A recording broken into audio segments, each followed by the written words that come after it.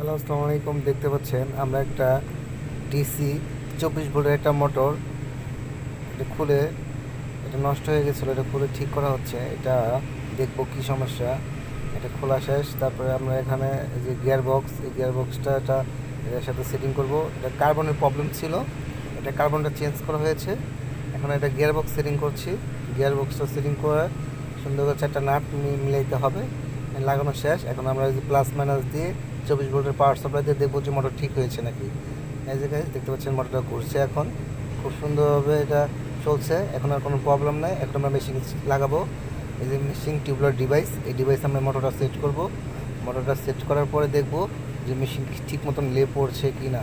এখন এই যে এরপিনিয়াম, ট্যাবলনের পিনিয়াম, এই পিনিয়ামটা লাগাবো, এটার সাথে মোটরের সাথে লাগাবো। এখন লাগানো শেষ। এখন আমরা মেশিনে মাল খোলাবো।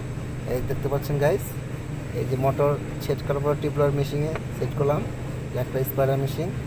এটা এখন লে ফেলাবো, দেখবো যে ঠিক আছে কিনা। এখন এই যে লে,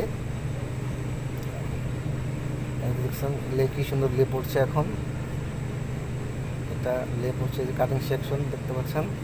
আমাদের মেশিন অনেকটি আছে, আমি এভাবে ঠিক করে আমার সঙ্গে দোয়া করবেন সবাই।